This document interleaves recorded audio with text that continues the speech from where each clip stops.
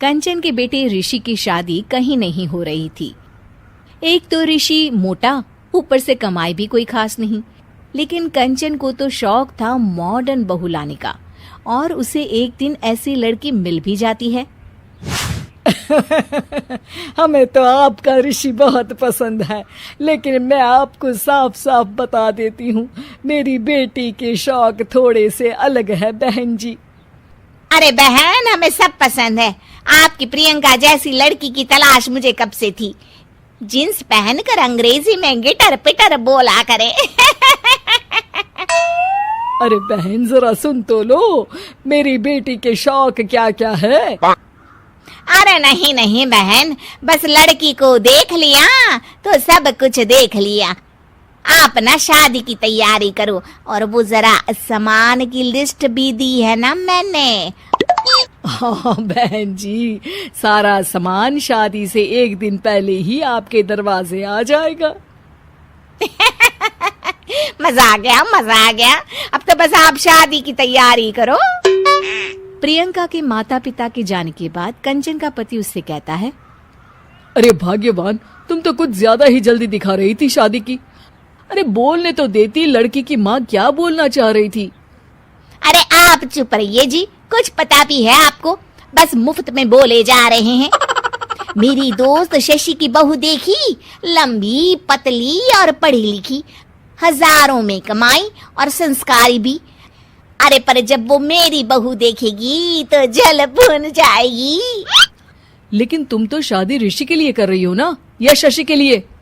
तुम्हारा लड़का कुछ कमाता भी नहीं है, और शरीर भी भगवान की दुआ से फूलता ही जा रहा है। फिर बोले आप हैं? फिर बोले आप? मैंने कहा ना, प्रियंका जैसी जींस पहनकर अंग्रेजी झाड़ने वाली बहू किस्मत वालों को ही मिलती है। चुप रहिए आप।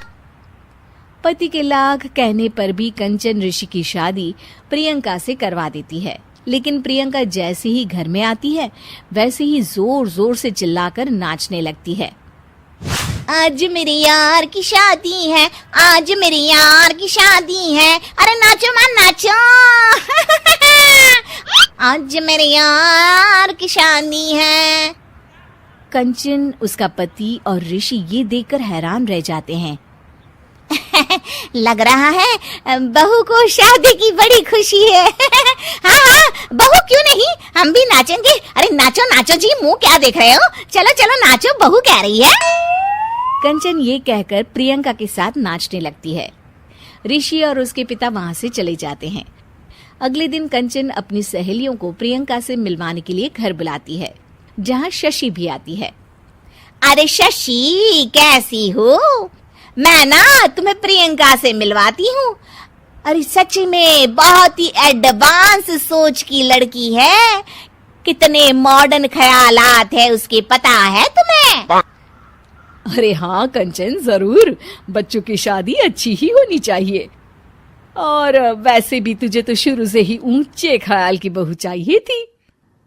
तभी कंचन की सहेली कहती है, अरे कंचन, बुलाओ ना प्रियंका को, हम भी मिल ले। अरे बहू प्रियंका, जरा बाहर तो आना। कई बार आवाज देने के बाद भी प्रियंका बाहर नहीं आती है, तो कंचन को बुरा लग जाता है।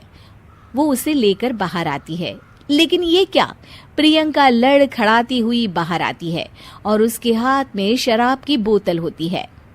हालांकि शराब पीना स्वास्थ्य के लिए हानिकारक होता है और ये हमारी किडनी के लिए बहुत ही खतरनाक है, लेकिन कंचन की बहू प्रियंका पूरे नशे में होती है।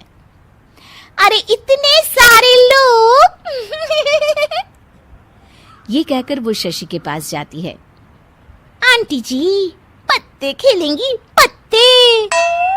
अरे दूर हो, दूर हो, तुम्हारे मुंह से तो शराब की बदबू आ रही है।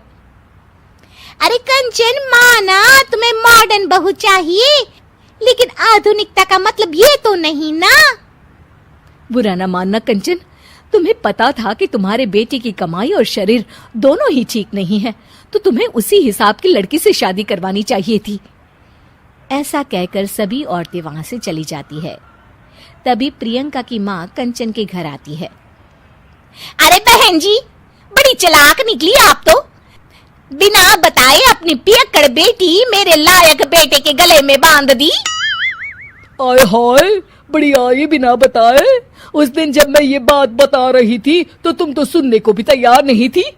अब भुगतो तुम। ये कहकर वो वहां से वापस चली जाती है। सबके जाने के बाद कंचन अपना सर पकड़ लेती है। हाय रे, आधुनिकता की अंधी दौड़ में मैं अपनी संस्कृति ही भूल बैठी थी।